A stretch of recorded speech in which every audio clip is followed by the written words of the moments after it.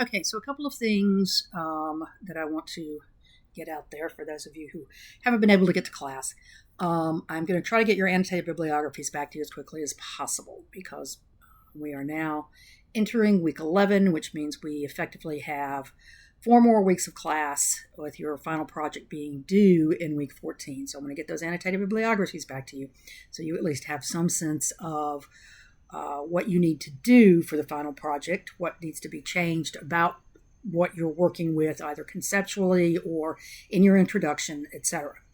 As a reminder, I will be using your annotated bibliography and your final project proposal and your list of preliminary sources. They all should be on the same topic and about the same thing, unless you have confirmed with me already that you're changing topics. So yes, there should not be a huge difference in any of these unless you found sources different between the final project and or between the preliminary list of sources and the annotated bibliography. And there should be very little change between the annotated bibliography and the final project unless I made some comment about something in your annotated bibliography that you need to change. So be sure you are keeping up with this. This is not a one topic here, one topic there, change the topic, do whatever thing. No, these things should all be working together. So I'll be checking them all.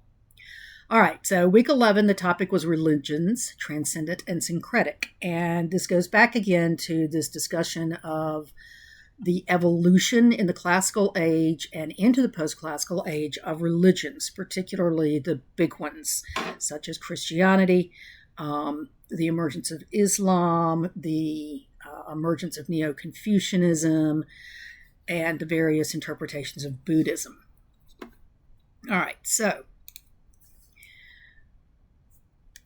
we list them as transcendent religions and philosophies because they are belief systems in which the deity or consciousness, and I use consciousness for the philosophies, is unknowable or omnipotent beyond human standing or understanding or reason, which is why faith becomes a very strong necessary component. Classical societies began to have better science, technology, and reasoning. Thus, their religious beliefs had to evolve as well, away from the polytheistic supergods into gods that were unknowable, that were beyond the scope of reason. So the major transcendent religions and philosophies of the classical age were Confucianism, Buddhism, Hinduism, and Taoism. These are Confucianism and Taoism both exist in China, and they, as we have discussed already, they actually kind of work well together because Confucianism is about social organization, whereas Taoism is actually about the whole idea of the unknowable, the Tao, the way. So the major transcendent religions of the classical age also often had afterlife as part of their transcendent structure. Judaism did not start with one, but evolves into one. Christianity, of course, has the heaven-hell concept that most principally comes from Zoroastrianism. So Zoroastrianism, while being as old as Judaism, is actually a religion that impacts and influences Christianity greatly because it also has the whole idea of the good versus evil motif in it as well. Islam as well, of course, has paradise, the places that you go in the afterlife for those who follow the laws and do what they're supposed to do. We also, with transcendent religions and philosophy, see the emergence of theocracy, which is the idea that one religion becomes identified with the politics of the society as well. We see this particularly in the transition from the Roman Republic to the Roman Empire, the adoption of Christianity by Constantine on his deathbed, and then later as the society moves to the east, as the control of the empire moves to the east. What you'll begin to see is the king, the emperor, effectively imposing Christianity as the main religion. This is where the Greek Orthodox becomes the major religion of the Byzantine or Eastern Roman Empire. At the same time, in Western Europe, as we've already discussed, the Pope evolves into not only a religious leader, but also a secular leader. And in fact, by the time of Constantine, he actually places himself above the politics of the state above the kings by crowning Constantine and then, not Constantine, Charlemagne, by crowning him and basically making it so that popes are above kings, that they are the direct word of God, and therefore they can tell kings what they should do. And this is going to be a major problem throughout the evolution of the monarchies of Western Europe, the battle between popes and kings. Because popes also control a tremendous amount of land in all of the Western monarchies. You're going to see, again, Confucianism become one of the major state philosophies in China. You see Hinduism and then later Islam as the major state religions in India, and this creates the problems that will, for the Mughals, that we've already discussed. And you'll see the spread of Buddhism out of India, where it comes into such conflict with Hinduism and with Islam that it's basically eliminated from India, though it does spread throughout Southeast Asia and into China. So. Schisms, and these are important because from this point out we'll be talking about them a lot. These are when a major religion has a split in its, usually in its leadership, but that leadership also has different interpretations of the religion. One of the best examples is in Confucianism, where after his death, his followers split, some following Mencius and some following Zunzi, who goes on to create legalism, which was the idea of gross over-punishment for small crimes in the hope of intimidating people into behave, working on the belief that humans are inherently lazy and thus inclined towards doing the least that they can instead of giving the best effort. It's different from the variation that Mencius adopts from Confucius, which is the idea that all people are inherently good and just need to be helped out by the state.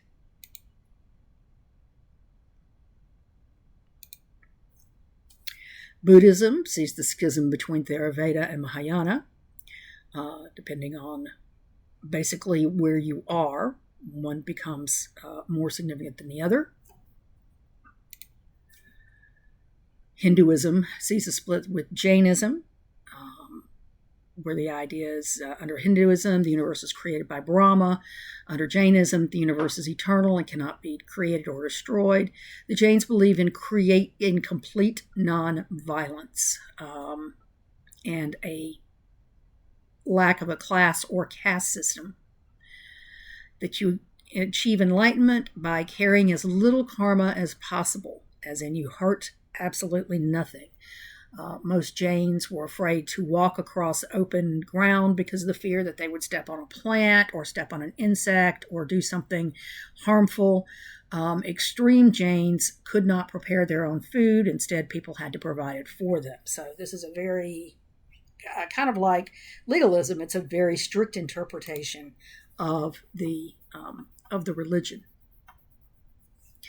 So Judaism has its different variations that occur, especially during the Roman occupation of Palestine. Most of them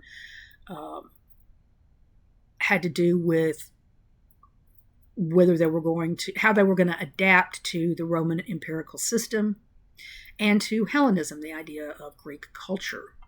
Christianity sees its first schism when it breaks with Judaism itself between the 200 and the 300s.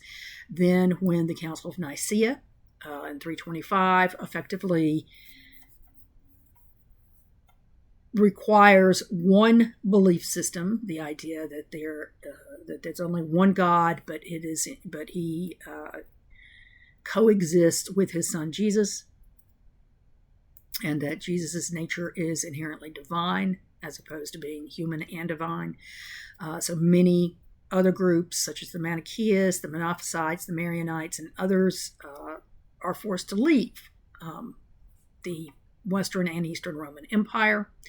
Then the next major schism in Christianity is between the Western Roman Catholic Church itself and the Eastern Orthodox Church, and it's basically over iconography, even though, to be fair, it's actually also political, because it becomes, again, the Pope being in control of Western Europe and the Orthodox Church being principally in the Byzantine Empire. Islam also sees a number of schisms, starting with the Khazarites, who rejected the agreement Ali made to arbitrate with the followers of Uthman following his assassination. The Khazarites believed that you did not have to have the blood of Muhammad in you to be the caliph, that it had to be anyone with enough piety or agreed upon by the Sunnah itself. Then you get the Sunni-Shia split itself, and there are many, many more that go along with that. Zoroastrianism were often persecuted. Some fled to India, where they became known as the Parsis. And because of the lack of communication between the ones who remained in Persia under the Abbasids and those who went to India, different interpretations of the religion came to be. And they still exist today. Zoroastrians still exist both in Persia and in India. So syncretic religions are attempts to fuse religions together to create a new religion. And we see a lot of this. It is related to creolization, and that creolization is an attempt to create a new society out of the remnants of existing societies.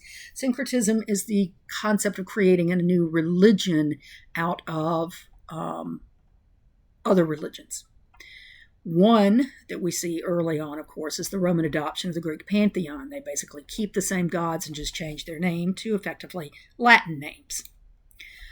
Gnosticism, which was one of the first to emerge from Christianity, is not non-Orthodox. It flourished in the 1st and 2nd centuries during the period when Christianity itself was beginning. It's a mixture of pagan magic and beliefs from the Babylonian Greek world and from the Jewish world in with Christianity itself. And there is a thing called the Gnostic Bible, which is supposedly a compilation of Bible chapters that were not included in the Bible because the guys who created the Bible basically didn't feel they were orthodox enough. They didn't fit in enough. Later on in the medieval period, we get the Cathars, who were a specific sect that developed in France, who take a combination of Gnosticism and Manichaeism and inject it into their belief in Christianity. They rejected the elements of the Catholic Christianity, including the Trinitarian doctrine, Father, Son, and Holy Ghost, and many sacraments, including the Eucharist and the baptism, principally because they felt that the Catholic Church, by that point in time, had become corrupt, and that these were elements that were used to maintain that corruption, people's submission to it. Later, when the Europeans arrived in the Western Hemisphere and began importing African slaves, many Native Americans and African slaves developed their own interpretations of Christianity, which early on Catholic missionaries allowed because they thought it was a way, as it had been during the conquering of the Germanic peoples in the period after the collapse of the Western Roman Empire, to bring them into Christianity by associating them with belief systems that they already had. In turn, though, especially in South America and the Caribbean, different areas have hybrid Christianity, such as the Andean Christianity, Voodoo, Santeria, and others that are very specific to very specific cultures. Islam has Sufism, the Yazidis, and the Sikhs. And the Sikhs are one of the main groups that I consider as being a hybrid, because it's not just that it's a hybrid of Islam, it's an attempt on the part of these peoples to bring together Hinduism and Islam during the period when the Mughals ruled, when the Mughals were attempting to convert everybody to Islam. So this became a way for many to find a hybrid way to incorporate Hinduism as well. Zen Buddhism and Neo-Confucianism are variants of both Buddhism and Confucianism. Zen Buddhism, as you should remember from either our discussion of Buddhism or from watching the videos, principally emerges in Japan. It's very much a mechanism there. So, all right, so why do we have so many different syncretic religions? A big part of it has to do with colonialization, particularly in Africa and the Western Hemisphere. The purpose to bring peoples into the state-supported religion and society and to nationalize them. And what we mean by that is to make them accept the power of the state itself, because people who have different religious views often reject the power of the state as they reject the power of the state religion. Rebellion, in some cases, it was a means to resist assimilation, again, because if you reject the religion, you can also reject the state, particularly if that state is imposing things upon you that you don't want, like taxes or slavery or, any of those things. Sometimes it was just easier to accept a syncretic belief system because if the state adopted it as the people wanted, then it became easier for those people to adhere to state policy. And the best examples we have of this are Neo-Confucianism in China and Buddhism in Japan. In most cases, though, syncretic religions are met with disapproval by many and often rejected. And we see this definitely in the examples of the Sikhs and the Gnostics and many of these other groups.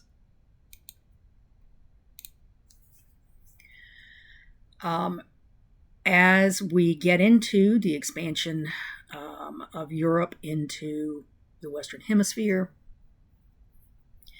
we're going to develop new trade paths, and then religion will spread with these as well. Again, often as a mechanism for bringing in peoples outside of the conquering unit to make them adhere. All right, so one of the things that you should have been reading this week was about Frankopan and the Mongols. And these are some of my favorite chapters in Frankopan's book. There are 4 major ways in which they influenced Europe. They were not always seen as oppressors because of this trade not only continued across the areas they captured, but it was improved. And we see this particularly with Yuan China, where, as Frankopan says at one point, you could, where Marco Polo says you could walk across China from one end to the other and never be molested. The Mongols terrorized Poland and Hungary in their quest to capture King Bela IV of Hungary, who defied them. Along the way, they were destroying towns and villages until the death of Ogadai, the Great Khan, the son of Genghis, which drew the Mongols back to Mongolia to choose their next great Khan, because that was the way their society worked. And it's basically what saves Western Europe, even though Western Europe doesn't know it. Another way that the Mongols influenced Europe was they demanded the supplication of the Pope and other European leaders, refusing to give special privilege to Roman Catholics. And I want to point out, by the way, for those of you to whom I keep making these comments, there are page numbers involved in your citations here, and these are examples of those page numbers.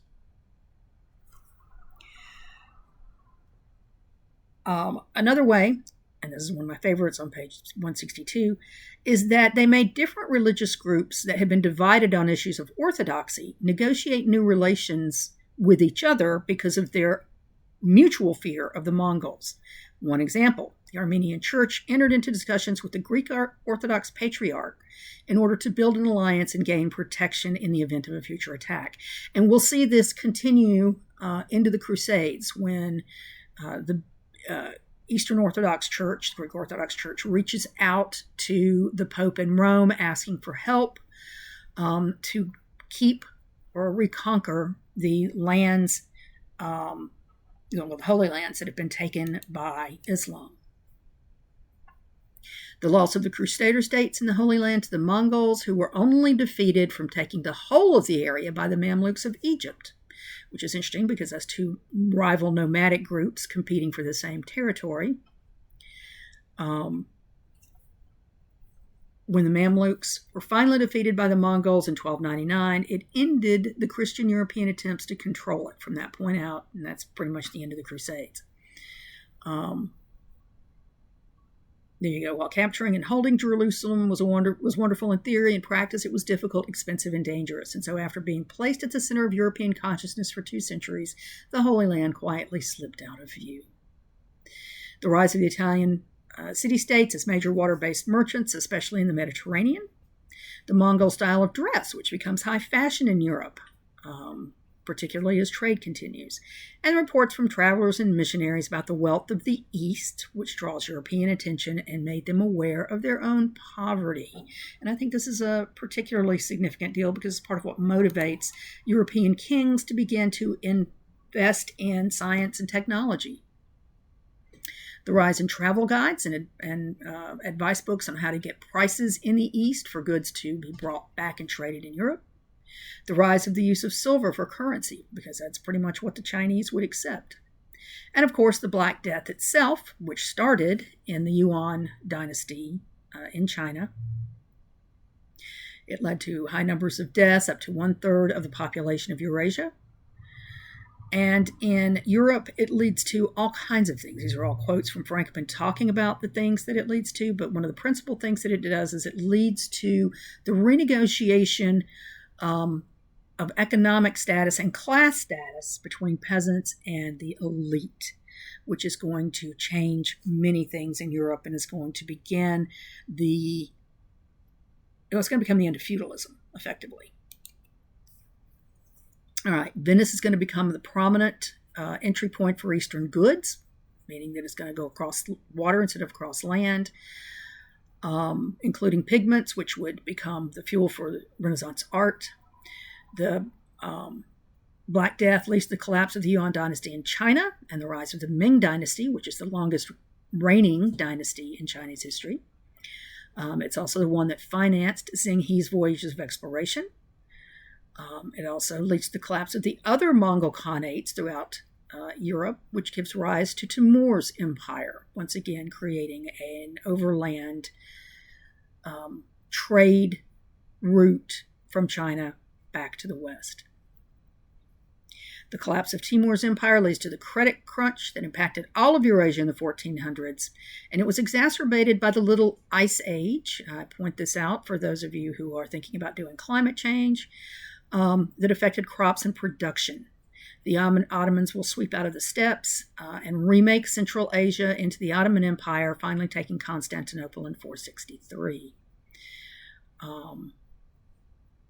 And then, of course, ultimately, the emergence of enough curiosity and greed, a lot of greed, to lead the Spanish, particularly, to finance Christopher Columbus and other groups.